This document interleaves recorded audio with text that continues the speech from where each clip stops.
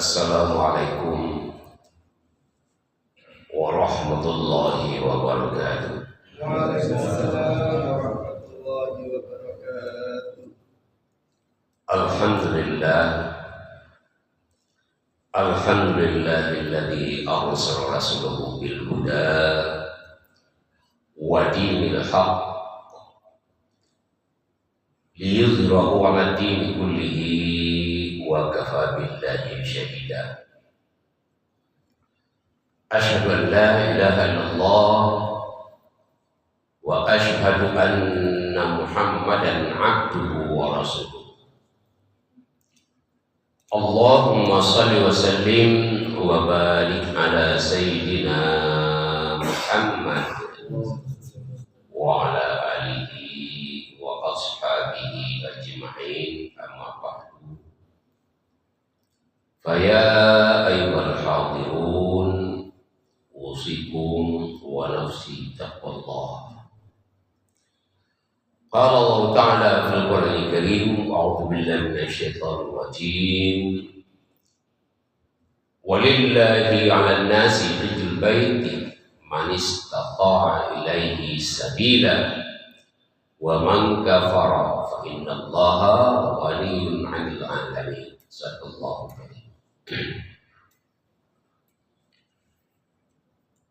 Jamaah Masjid Al-Ikhlas Gebang Raya yang dirahmati oleh Allah Subhanahu wa taala. Pertama-tama di subuh hari ini marilah kita sama-sama bersyukur kepada Allah Subhanahu wa taala karena kita sebagai hamba Allah yang beriman kepadanya sudah selesai melaksanakan tugas kita, tugas wajib kita, yaitu sholat subuh yang kita kerjakan secara berjamaah. Insya Allah semuanya masih berada dalam keadaan sehat walafiat dan tidak kurang satu apapun. Kemudian kita lanjutkan dengan kajian subuh secara rutin tiap bulan kita laksanakan. Mudah-mudahan dengan kajian ini sebagaimana yang disampaikan oleh Tamir tadi, bahwa mengikuti kajian atau menambah ilmu itu akan memudahkan kita masuk surga. Amin. Mudah-mudahan kita yang di majelis yang berbahagia ini mendapat jalan yang lurus, jalan yang lancar menuju surganya Allah Subhanahu wa taala. Amin. Salawat dan salam kita haturkan kepada junjungan kita Rasulullah Muhammad sallallahu alaihi wasallam yang telah berjasa besar kepada umat manusia di akhir zaman ini. Beliaulah yang membawa ajaran yang sangat mulia, yaitu agama Islam dengan kitab sucinya Al-Quran Karim. Mudah-mudahan bagi kita yang menjalankan risalah yang dibawa oleh beliau akan selamat hidup di dunia dan sampai di akhirat kelak. Amin amin rabbal alamin. Bapak-bapak, ibu-ibu hadirin yang saya muliakan, sebagaimana tema yang disebutkan oleh Tamir tadi adalah fungsi masjid dalam kehidupan muslim. Tapi sebagian teman-teman meminta, karena Pak Dayut baru datang dari tanah suci, alangkah baiknya menceritakan sedikit pengalaman yang ada di sana. Baik, jadi saya baru pulang dari tanah suci bersama sahabat saya yang baju hijau itu. Mulai dari berangkat sampai Madinah, sampai di hotel, sampai di Mekah, itu selalu satu tempat duduk. Pak, namanya Pak Kardi. Saya sendiri tidak tahu sampai di Madinah, sampai di hotel, ya orang ini kok pernah kenal dengan saya. Tahu-tahu satu jemaah rupanya di sini. Ya. Alhamdulillah, ya Allah mempertemukan dengan orang yang baik. Kenapa dikatakan Allah mempertemukan saya dengan orang yang baik? Selama saya di Madinah dan di Mekah, kan kaki saya error, sulit. Beliau lah yang selalu mendampingi, ya, memapah saya ke masjid, ya, ke kemana-mana, begitu yang memapah. Terima kasih Pak Kardi. Beliau itu masih orang yang khusyuk sekali, saya salut ya. Jam 2 malam itu beliau udah bangun mandi, sholat tahajud tiap malam itu. Saya sendiri tidak sanggup karena kaki saya error itu ya. Baik, berkenaan dengan haji, haji adalah rukun Islam. Jadi kalau yang dinamakan rukun tentu wajib kita laksanakan. Jadi haji ini wajib. Wajib bagi siapa?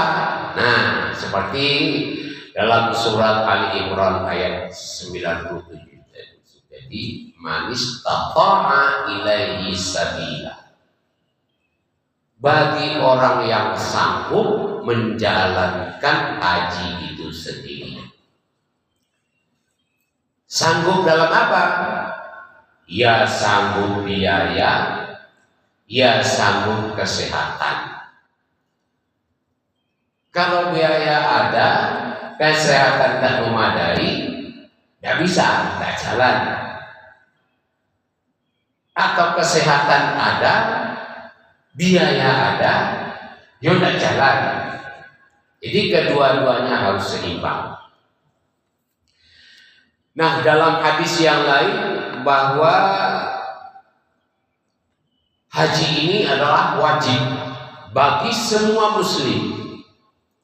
Dalam sebuah hadis yang diriwayatkan oleh Darimi dan Baihaqi, Rasulullah berkata, bagi siapa yang mampu untuk berhaji, baik harta maupun kesehatan, dan tidak ada uzur, tidak ada halangan yang menghalangi untuk pergi haji, seperti umpamanya bencana alam, sakit parah, atau penguasa zalim yang menghalangi kita untuk berhaji.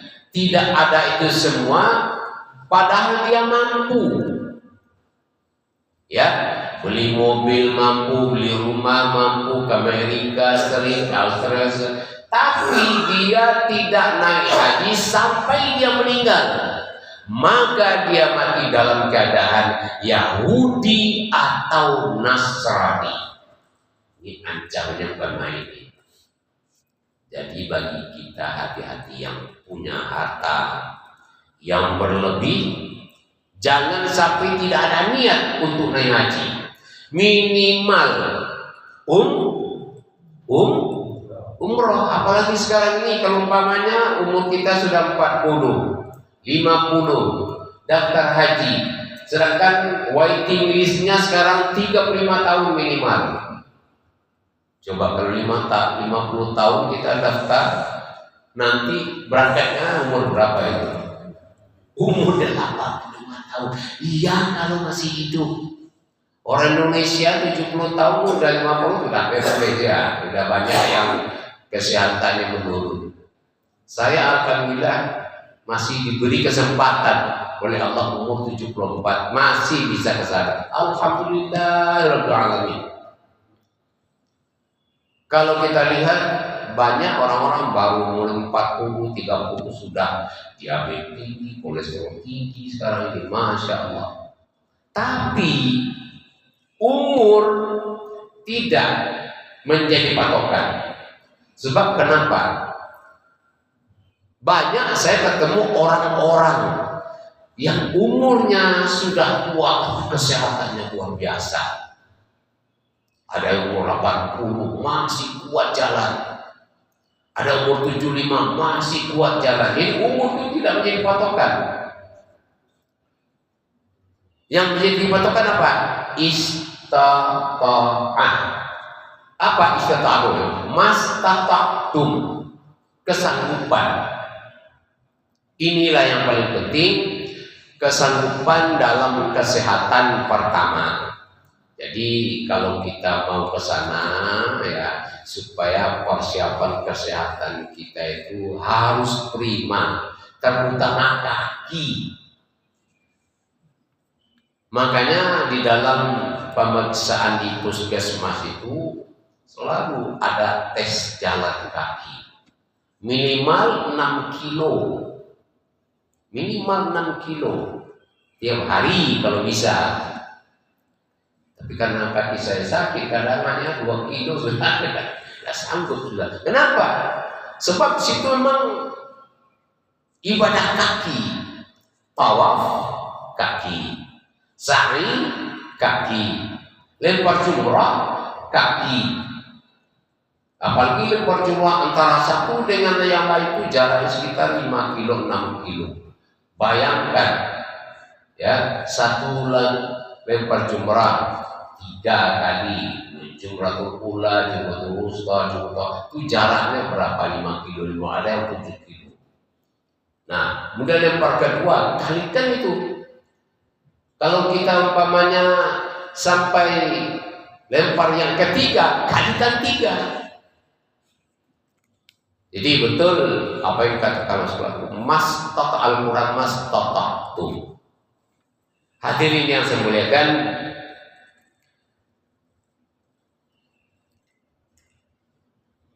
sekarang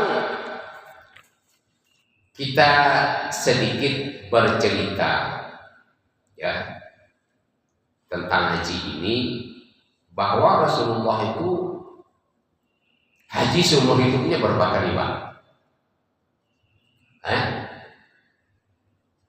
Kalau kita kepingin 3 kali, 4 kali, 11 kali, ada orang haji itu sampai 17 kali.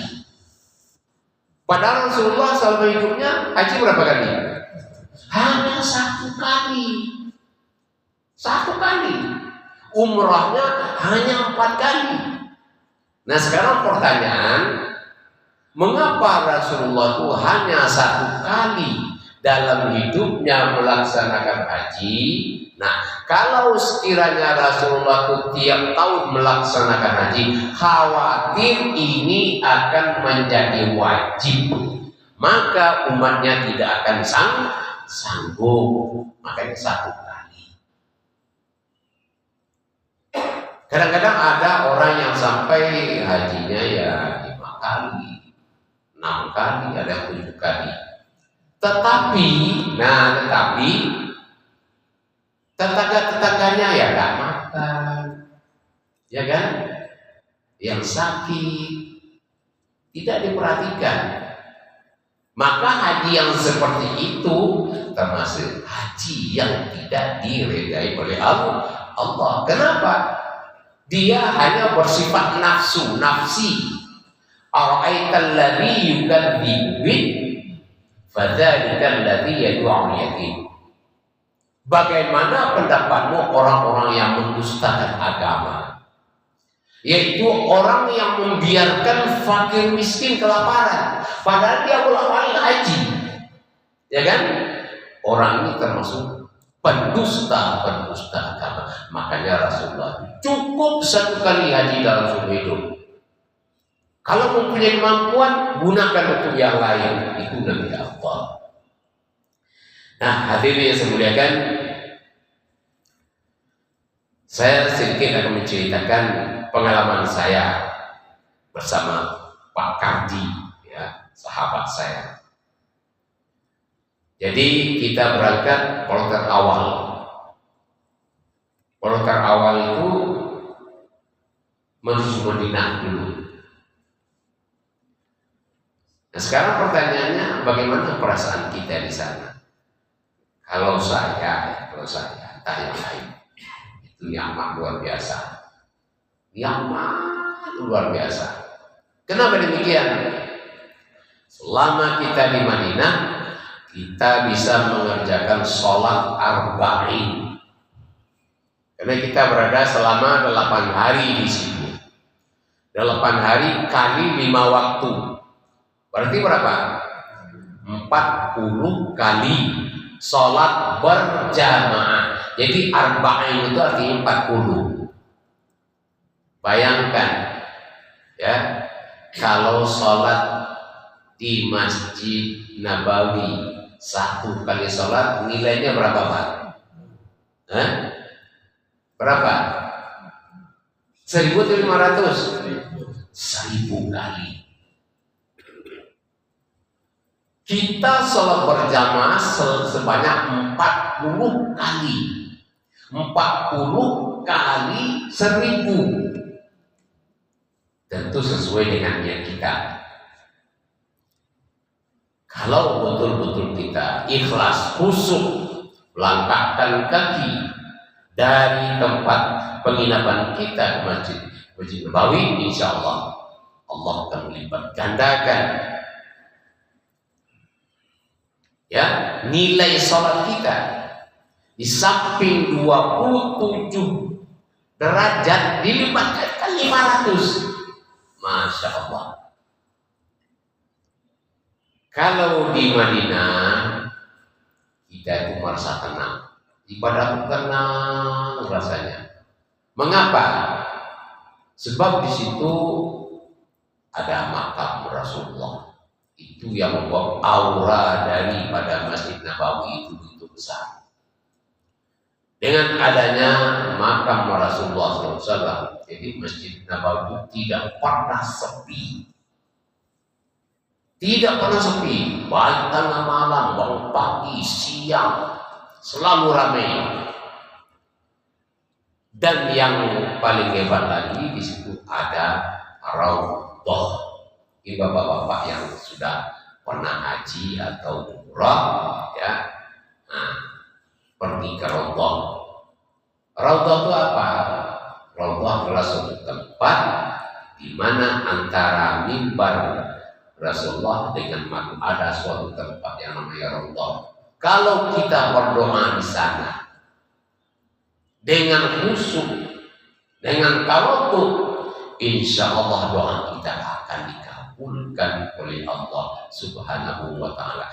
Tetapi sekarang Raudhah itu tidak sebebas dulu. Kalau dulu bisa masuk berapa kali, sekarang itu nggak bisa. Kenapa? Harus pakai namanya nusuk. Jadi kayak keplet gitu ya. Jadi nusuk itu gunanya itu apa? Untuk mendaftar.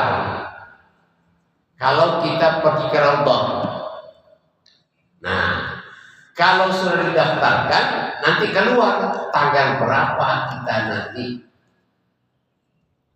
ziarah ke Raudhah, jam berapa, selama berapa menit, bukan selama berapa jam, selama berapa menit, maksimal 20 menit.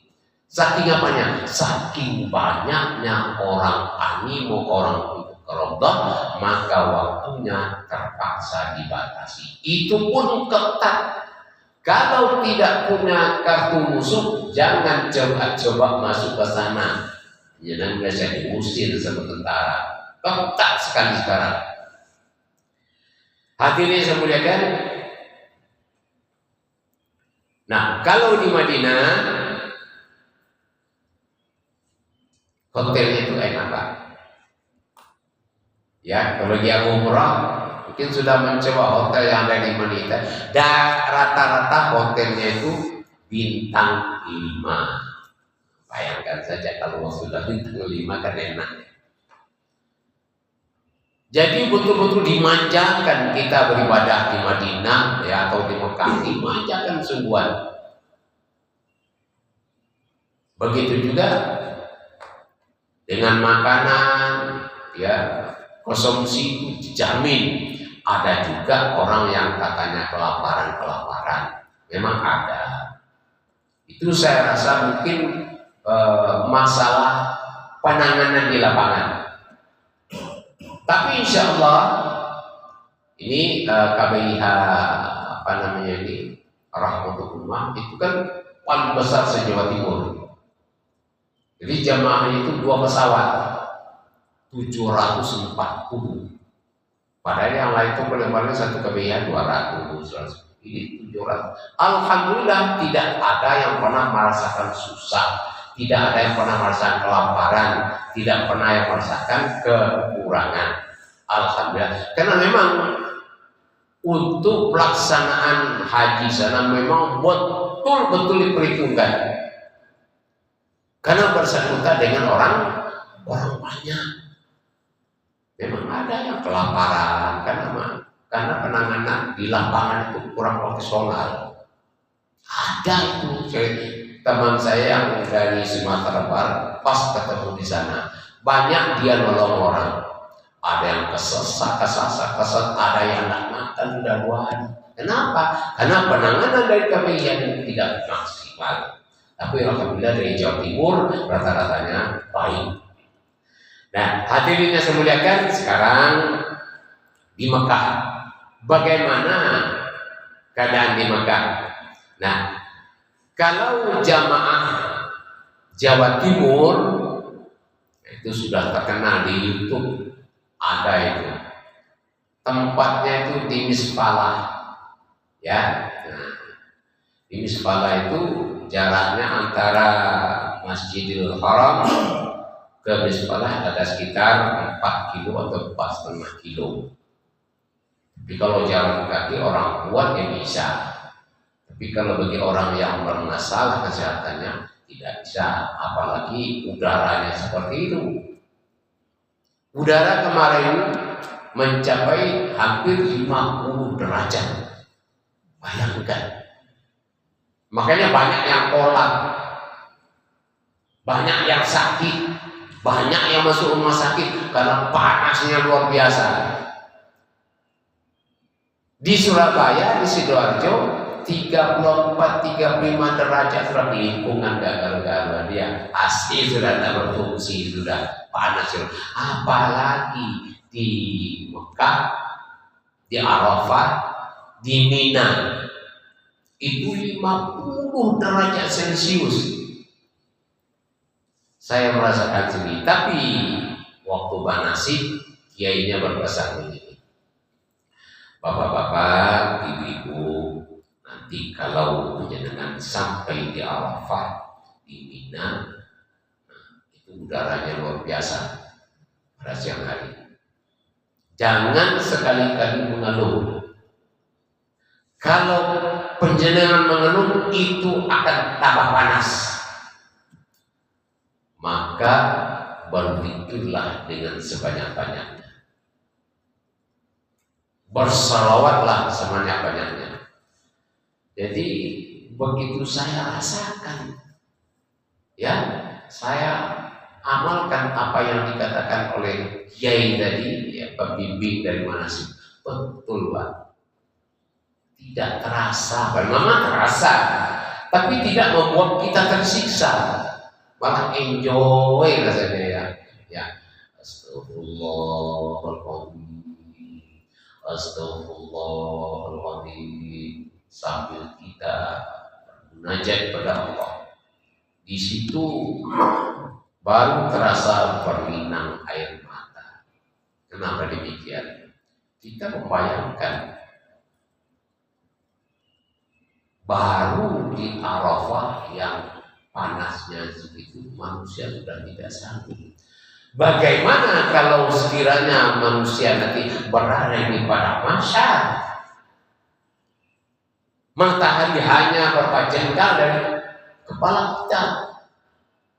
Apalagi kita tidak berbusana di padang mahsyar. Jangan menjadikan nanti memperkirakan bahwa kita di padang mahsyar nanti kita punya baju, ya kan? Tidak punya baju sama sekali, sehingga Fatimah atau Aisyah bertanya kepada Rasulullah, "Ya Rasulullah, apakah kita tidak malu?"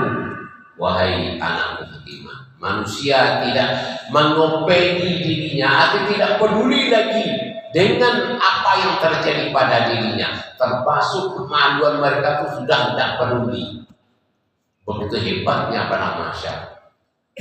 Jadi gambaran dari pada Arafah itu adalah pada masyarakat ini. Nah di situ pada masyarakat pada Arafah tidak peduli itu jenderal, itu pengusaha, itu pejabat, itu profesor, doktor, sama tidurnya. Ya, kadang-kadang kaki kita kepala mereka atau kaki mereka kepala kita. Tak perlu disuruh. Begitu juga di pada masyarakat nanti. Tak ada pangkat, tak ada titel, tak ada derajat manusia. Itu gambaran. Jadi bagi seseorang yang betul-betul merenungkan apa yang terjadi di pada masyarakat, mereka akan merasa takut sebenarnya. Kemudian jarak antara Masjidil Haram dengan hotel di Misfalah itu, kalau kita naik bis itu sekitar 20 menit kalau nggak macet. Namanya bis sholawat. Kenapa dikatakan bis sholawat? Kenapa dikatakan bis sholawat? Karena penumpang dari Indonesia itu senang bersalawat. Kalau sudah naik bis, sudah ada yang dipimpin sama pembimbingnya sholawat atau tarbiyah sampai ke Masjidil Haram. Dan sopir-sopir di sana itu sudah kenal dengan orang Indonesia. Indonesia, mabrur, ini mabrur, itu aja ini. Jadi mereka itu sudah familiar dengan Indonesia. Sebab itu Misfalah itu semuanya adalah hotel-hotel yang dihuni oleh jamaah haji Indonesia. Nah sekarang perbedaannya apa antara hotel di Madinah dengan hotel di Misfalah? Kalau di Misfalah itu hotelnya berbintang 3. Nah itu bedanya. Ya jauh. Nah sekarang pertanyaannya, kenapa jamaah Indonesia tidak ditempatkan di sekitar Masjidil Haram? Jawabnya, kalau jamaah Indonesia ditempatkan di sekitar Masjidil Haram itu tidak nampung, saking wakilnya, saking banyaknya, 250.000 bayangkan. Padahal hotel di sekeliling Ka'bah itu tidak seberapa, tidak sama Madinah. Madinah kalau dia lokasi di Makkah kan masih sempit ya. Sekarang masih pengembangan terus. Itu yang pertama. Yang kedua, hotel di sekitar Mekah itu mahal-mahal. Tidak kuat jamaah Indonesia bayarnya. Jadi ya yang ada hotel-hotel di sekitar Masjidil Haram itu adalah untuk orang-orang yang haji plus. Kalau dulu haji fudah, sekarang haji fudah sementara dibutuhkan sama orang-orang dari orang-orang Barat itu hotel di sana. Nah, dari Turki, ya, dari Eropa itu hotel-hotel di sana mereka berani bayar mahal. Nah, contohnya di Mina, umpamanya ada teman saya kesasar, ya. Kesasar maksudnya apa? Kebelet pipis, masuk ke tendanya Rusia. Nah, kalau tenda Indonesia itu gang-gangnya itu paving semua, paving. Tapi kalau tenda-tendanya orang Rusia itu karpet semua. Wah ini bedanya.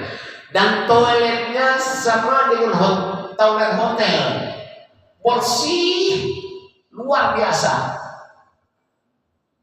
Kenapa? Kemungkinan itu tadi mereka bisa atau berani bayar mahal.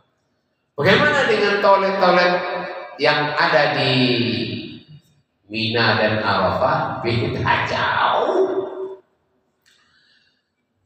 Kita antri itu panjang, panjang. Kalau yang kebelit pipis itu sudah, kalau tidak ada alat bantu untuk daruratnya pipis di celana, gitu kan. Nah, banyak yang kebelit pipis yang pipis celana itu banyak karena nggak tahan, saking antrinya. Apalagi perempuan, 2 kali lipat jamaah laki-laki banyaknya. Ya, lebih seret daripada antri sembako.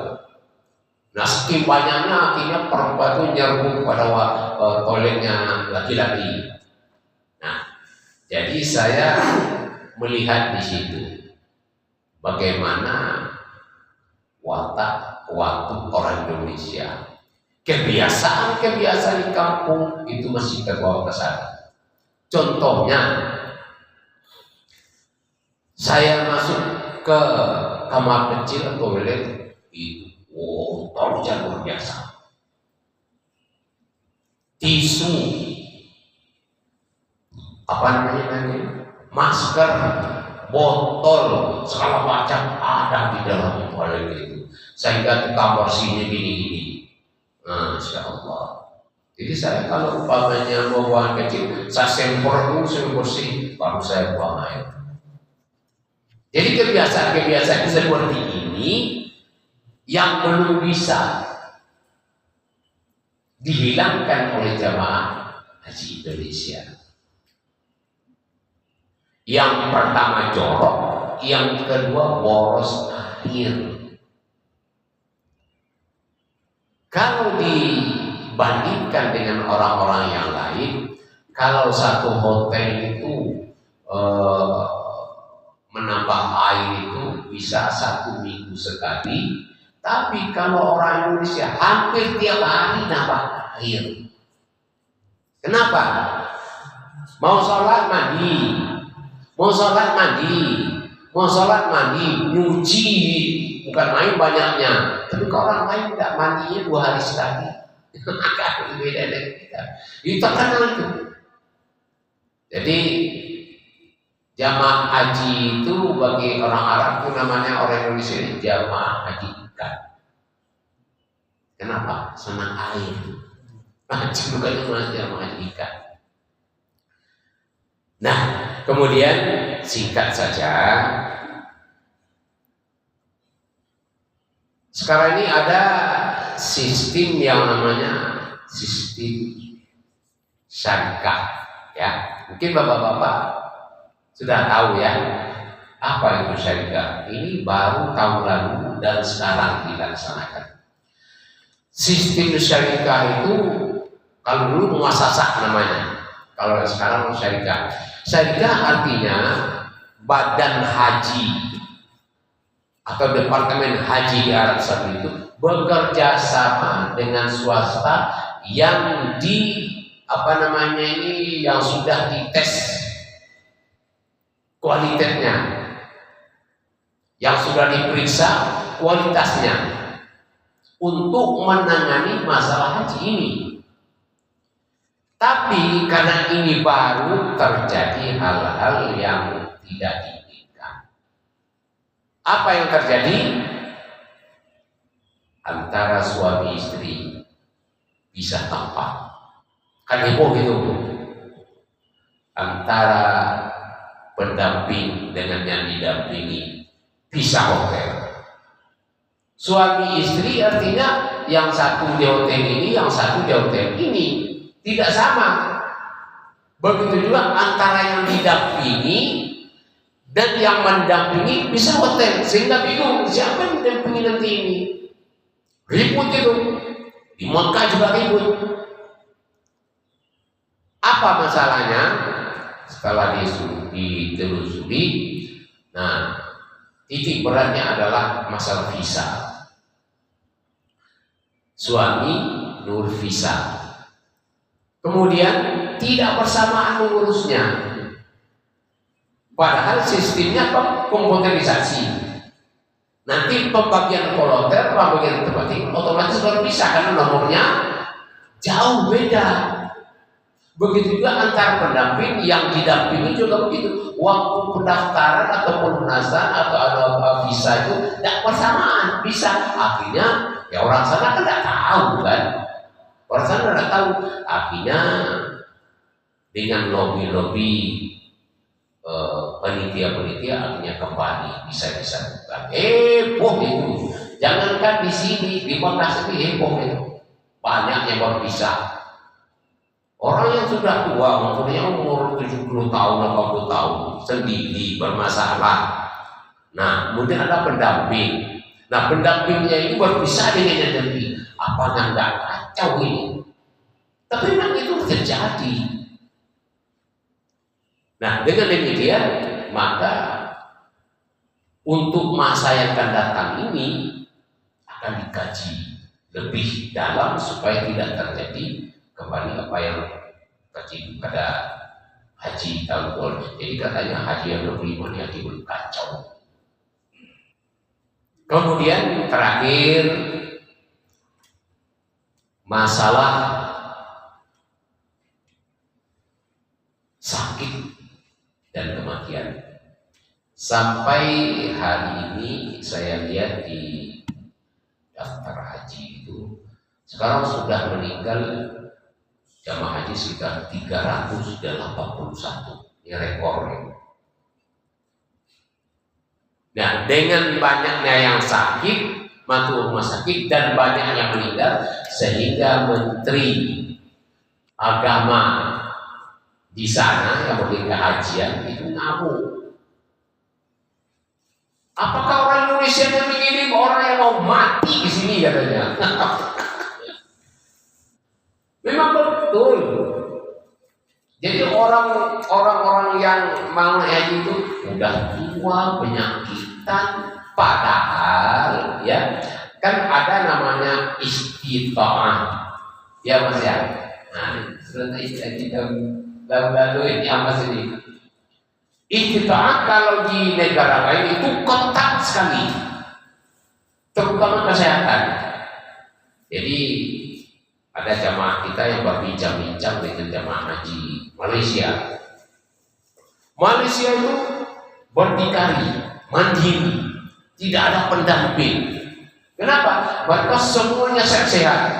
Kami di situ katanya istita'ah ini betul-betul terapkan. Penyakit apa saja yang diderita oleh calon jamaah haji, kalau dia tidak sanggup, betul-betul tidak sanggup, tidak diizinkan, lain daripada Indonesia. Terlalu banyak toleransi. Kasihan, udah sekian tahun nggak diizinkan. Akhirnya gimana? Sorong sampai sana. Bukan dia sendiri sorong, orang lain juga sorong. Seharusnya orang lain beribadah dengan baik karena ada itu, orang lain otomatis kan terlibat jadinya. Jadi disinilah kelemahan yang dikritik oleh pemerintah Arab Saudi. Indonesia terlalu lemah dengan istita'ah, sehingga inilah yang membuat jamaah banyak yang sakit. Jadi rumah sakit di Arab Saudi itu penuh dengan jamaah Indonesia. Dan 50% dari kematian internasional itu Indonesia. Jadi kalau dikumpulkan jamaah yang mati sedunia itu situ ya, itu 50% orang Indonesia. Saking apanya? Saking istita'ahnya tidak ketat. Jadi katanya untuk masa yang akan datang dalam istita'ah ini pemerintah Arab Saudi akan ikut mendampingi. Nah, tidak bisa sudah main-main. Kalau Arab Saudi dari pemerintah sana sudah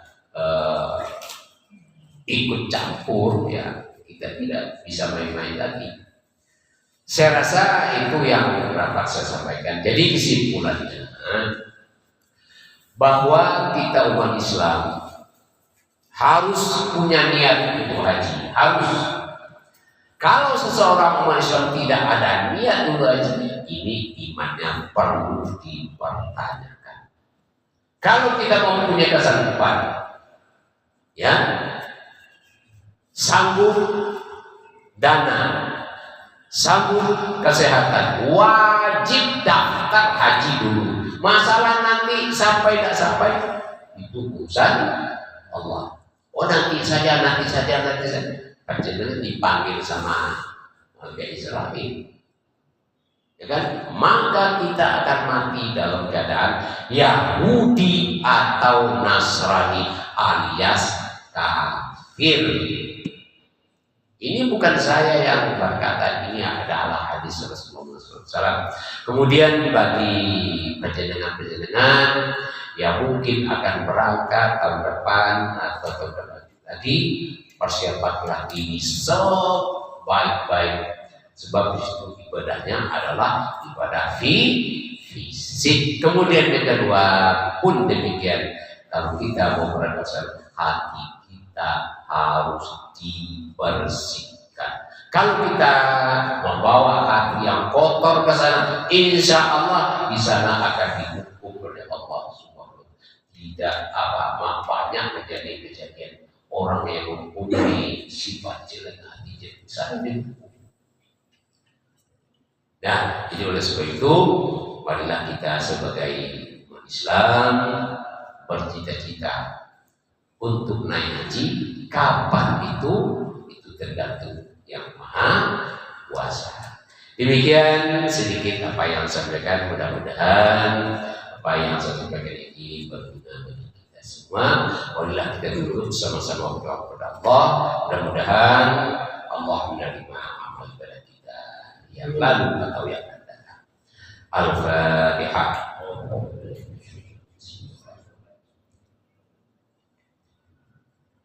Shiratal mustaqim, shiratal ladzina A'udzu billahi minasyaitonir rajim. Bismillahirrahmanirrahim. Allahumma shalli wa sallim wa barik ala sayyidina Muhammad wa ala alihi wa ashabihi ajma'in walhamdulillahirabbil alamin. Allahumma ighfir lil mu'minina wal mu'minat wal muslimina wal muslimat al ahya'i minhum wal amwat. Innaka sami'un qaribun mujibud da'wat ya qadiyal hajat. Rabbana taqabbal minna innaka antas samiul alim wa tub 'alaina innaka antat tawwabur rahim. Allahumma balighna ila Makkah. Allahumma balighna ila Madinah.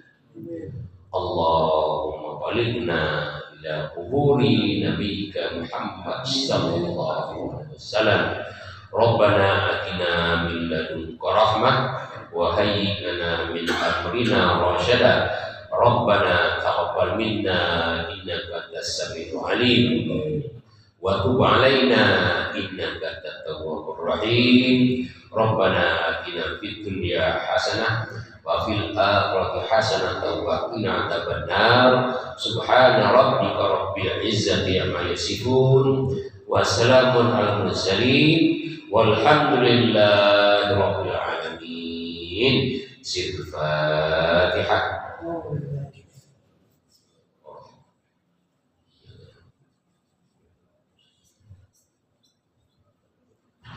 Sekian dari saya, kurang dan lebih mohon maaf. Assalamualaikum warahmatullahi wabarakatuh. Waalaikumsalam warahmatullahi wabarakatuh.